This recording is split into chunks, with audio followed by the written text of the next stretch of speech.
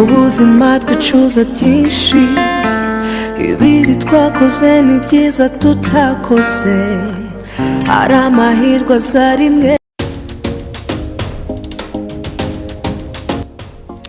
Wow, arakoze cyane umuhanzi wacu, indirimbo is a beautiful track, indirimbo kandi abwira yuko iri mu kazi hose ahantu hose ushobora kugenda ukayumva, indirimbo nziza cyane, arakoze cyane rero. Hanyuma ndagira ngo twikomereze na story ukurikiye, kubera ko amakuru yo abari menshi. Wari uzi yuko so bita DJ Brian yamaze kuba umukristo?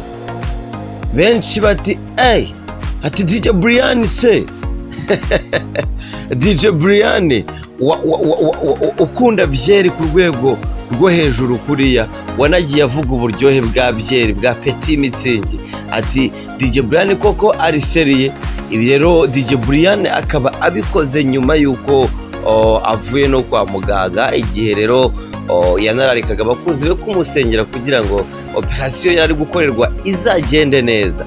Byagenze neza rero, DJ Brian kuri side ye amaze kubona ko operasiyo igenze ndetse Imana yabigenzemo neza, arangije ati ngomba kubatizwa nkakira Yesu Kristo nk'umwami n'umukiza. Wow, ni byiza cyane, umuntu yabyishimira cyane, ariko amagambo yo ni menshi hano ku mbuga nkoranyambaga. Icyo nakubwira ni uko rero uyu DJ Brian yaba yamaze kubatizwa mu mazi menshi.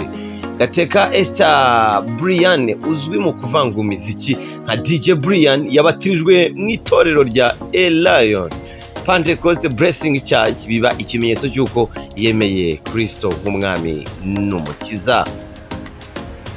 Mu gitondo cyo ku cyumweru tariki 9 Kanama 2024 nibwo DJ Brian yabatirijwe mu mazi menshi ari kumwe n'abandi bayoboke bashya b'itorero rya Lion Pentecost Blessing Church riyoborwa na Reverend Prophet Ernest Nyirindekwe. Hanyuma rero DJ Brian yagize gutya andika n'ubutumwa ku rubuga rwa Twitter urunguru rw'abaye X, hanyuma agaragaza ko yakiriye agakiza ndetse anezerewe kuba mu mwami Yesu. DJ Brian rero akaba yanatunguye abantu uburyo mu gihe gito ari kugenda ahinduka, ndetse n'ibiganiro yakoraga bitandukanye n'ibyo ari gukora uyu munsi, kubera kubona ko yamaze no gucisha makeya. Bamwe bati umwami ntacyo atakora, abandi bati oya ibi ngibi ni showbiz DJ Brian ari gukora. Gusa arasabwa kwitonda, kubera ko mu Mana biba ari gakeya ugomba kugaragara ukora showbiz cyangwa wigaragaza gutya mu Mana kandi mu by'ukuri bitagufasheho. Ese koko DJ Brian ibi ngibi arimo ntago byaba bimufasheho? DJ Brian yaba ari gukinisha Imana agakinisha n'abantu? Reka twizere yuko mu by'ukuri DJ Brian ataba ari gukinisha Imana cyangwa ataba ari gukora ibyo yishakiye.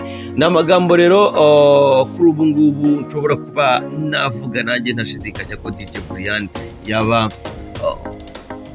yakiriye Yesu n'umwami n'umukiza.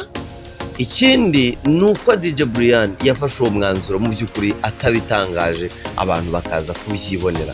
Icyo nacyo ni ikintu cyemeza ko DJ Brian uyu ni umwanzuro yafashe, ntabwo ari ibintu yavanga agiye gutwika, kubera ko basanzwe bamuzi, asanzwe azwi mu gutwika kuko abantu baramukunze. So numva rero ku ruhare rwawe ndetse n'ibitekerezo natanga kuri igitekerezo cya DJ Brian nuko yaba ari seruye cyane, kubera ko ntabwo mbonera inyungu mu kuza gutwika ajya avuga yuko yakiriye Yesu n'umwami n'umukiza. Hano rero benshi bagiye babivuga nyine, niyo mpamvu nakomye urusyo akoma n'ingasi, avuga ni abafana si ibyo bavuga byo twabitesha agaciro, hanyuma se njye ibyo mvuga murabitesha agaciro. Ese wowe urabyumva ute wowe? Bakunzi bacu ba Waraserutse TV Rwanda, bakunzi bacu murabyumva mute? Kuri telefone ndaje narabakire, abatari kuri YouTube mutubwire, ariko ubutumwa bwo ni bwinshi cyane.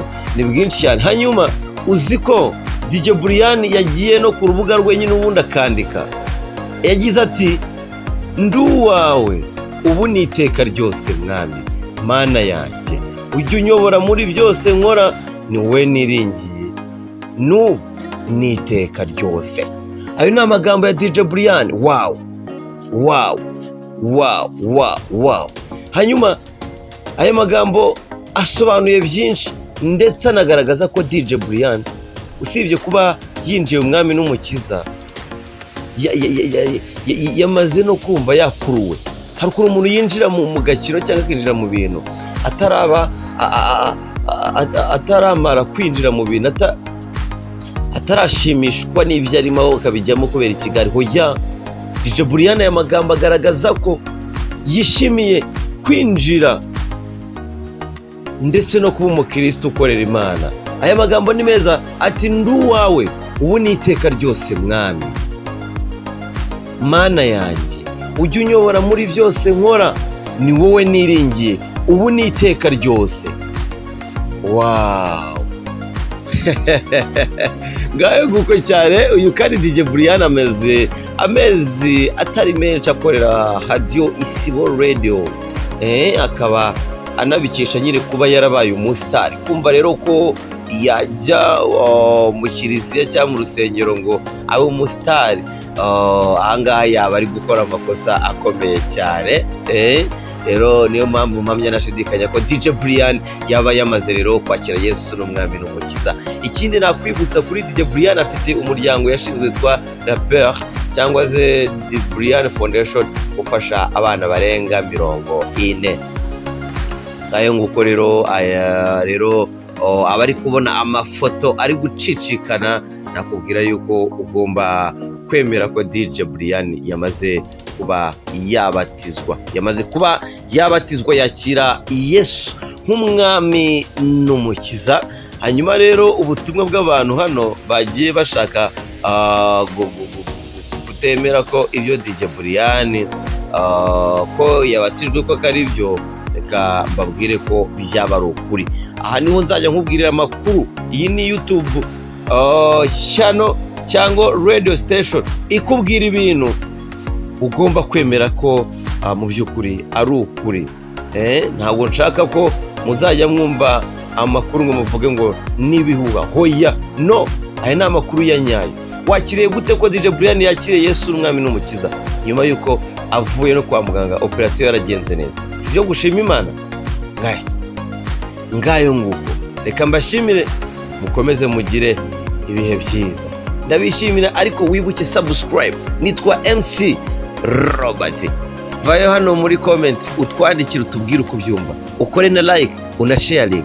I love you so much. Ndabakunda kandi nje ndabishimira cyane.